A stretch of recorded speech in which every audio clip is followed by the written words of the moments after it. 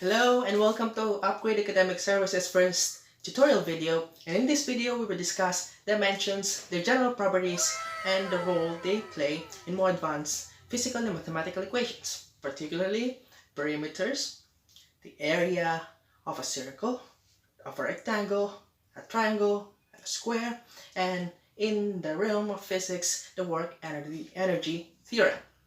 So, without further ado, let us begin. Let us begin the same way the universe began, with a single point. Single point. There. Pardon my illustrations, I did not pursue an art degree for a reason. Right, this is a point. This are lines. But in their intersection is a point. Now, between these two, you may notice something.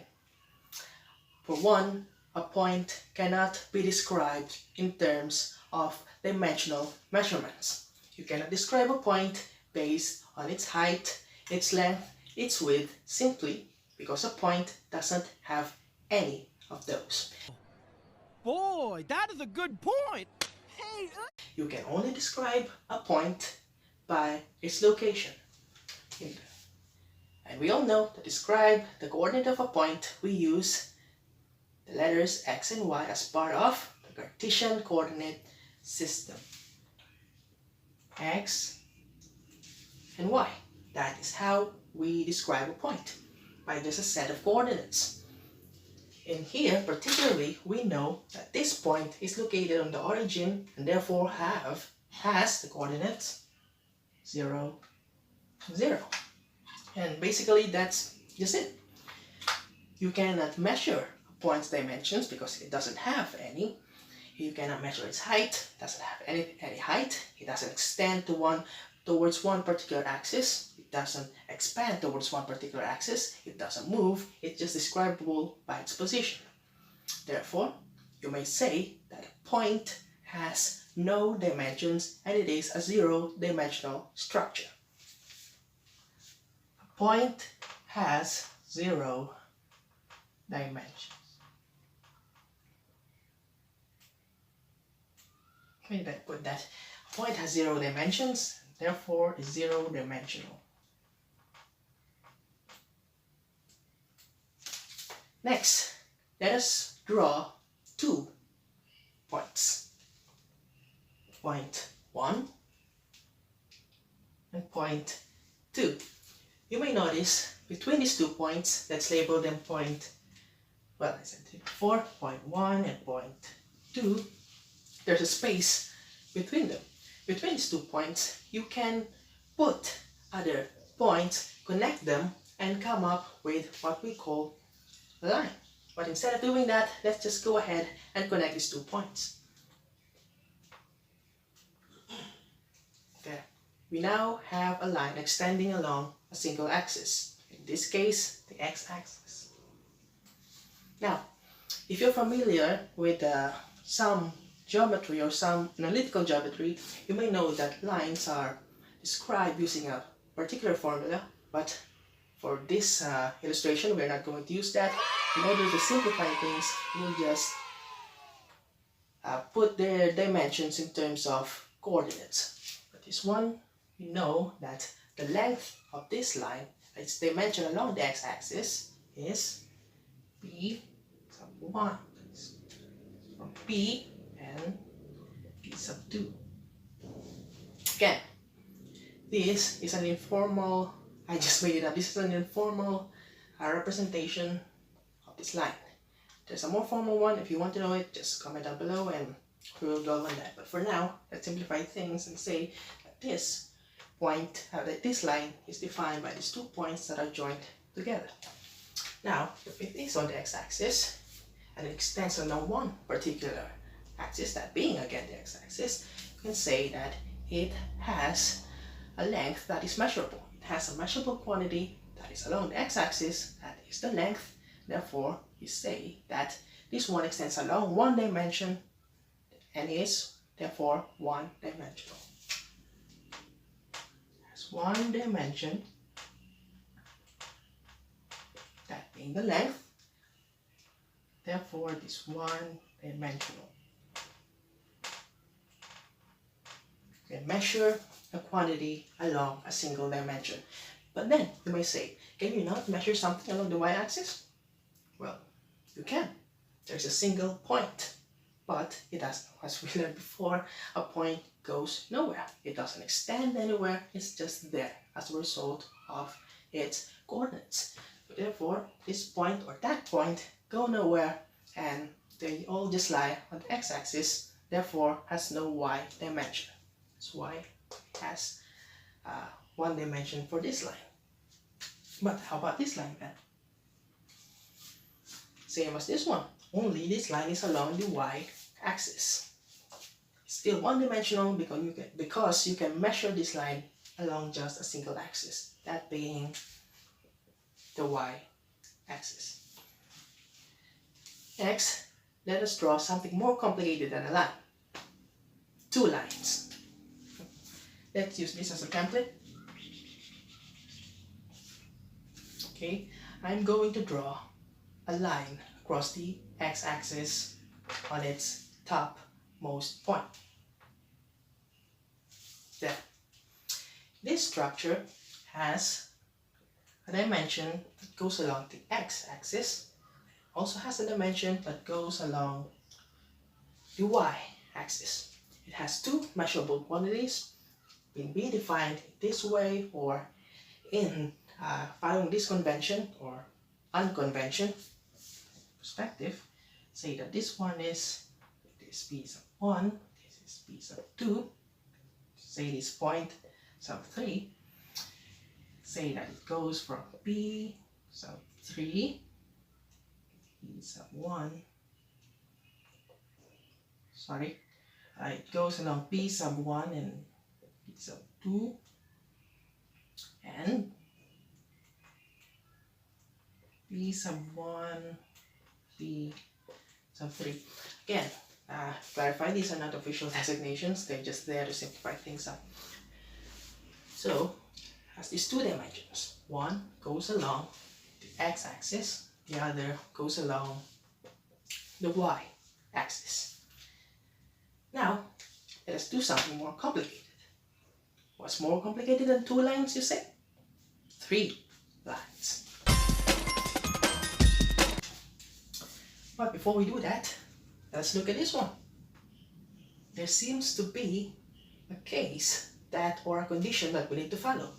This particular one, if these two are perpendicular, therefore the third line must also be perpendicular not just to one of these existing axes, but to both. Instead, going to draw the original two lines, x and y, and we draw another.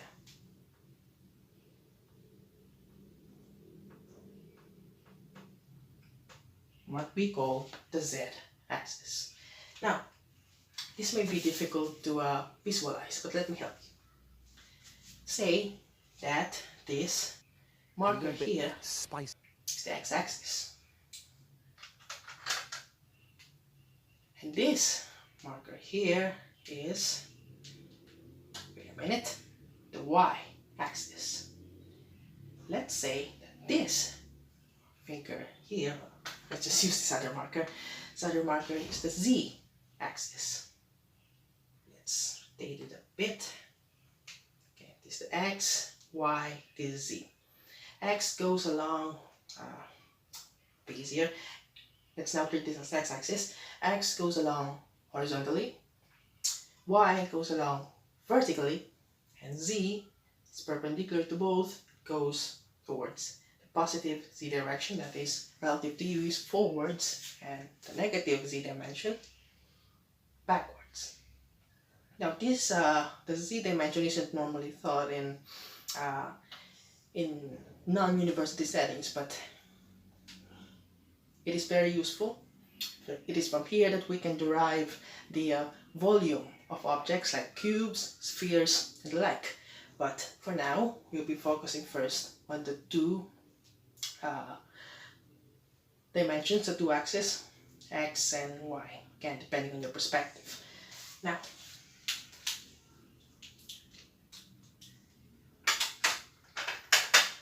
Now we're going to derive the area of a rectangle using an analysis of the dimensions or their component dimensions.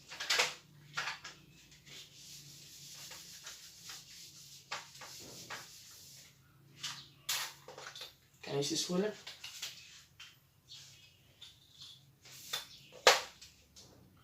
Okay. Drawing a perfect rectangle.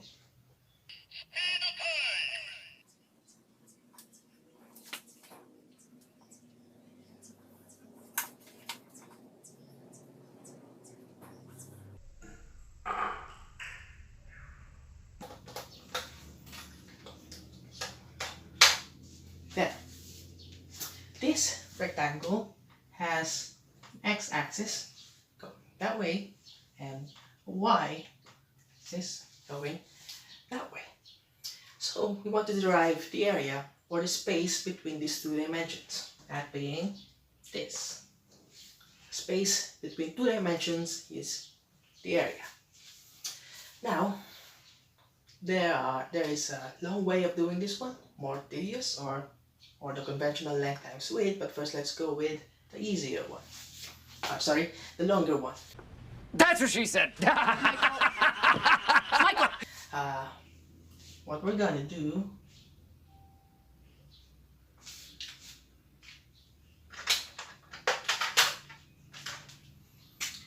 is first, let's draw a point. There. Let's draw a corresponding point on the y-axis here. Now, let us extend this point perpendicular to their axis. That is one.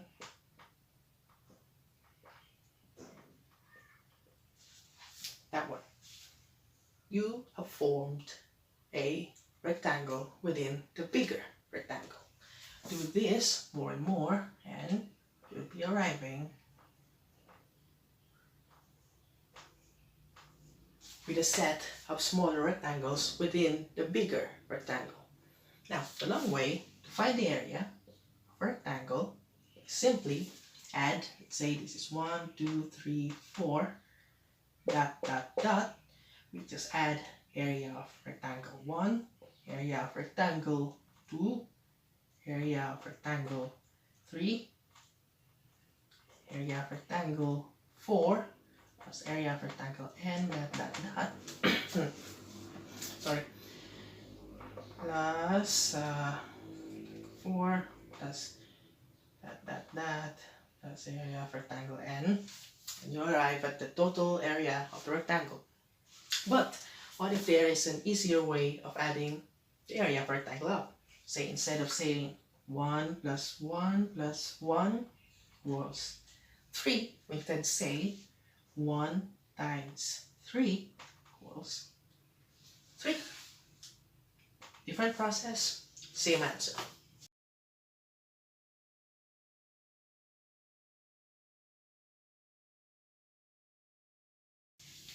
Instead, what we're gonna do is look at the magnitude of this dimension, that being here, dimension of the x-axis, and let's look at the magnitude of the y-axis.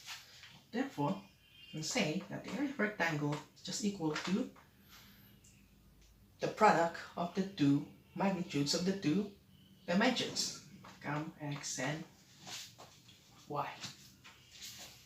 Now, x is also known as the rectangle's width, and y is also known as the rectangle's length. So substituting that in this equation, we have length times width. We can prove this. We know that if we keep adding points, we keep adding more squares. So what if instead of adding those points up, since they could be a number of infinite points between this point and that point, we just measure the distance between this point and that point and use that as the magnitude of the y-axis, multiply them, and get length times width. Easier, right? And that is how we derive equation for the area of a rectangle. For next episode, we will discuss the area of a square next, and then 2 topics on the area of a triangle. One, an easier one, deriving from a square, and the other one deriving from a rectangle. That is not a square. Right, thank you for watching. If you have any questions, just comment down below or message us if you have any corrections. Do the same. Please like, comment, share, subscribe if you're on YouTube. Thank you for listening. Once again, this is Aquatic Academic Services, and we'll see you next video.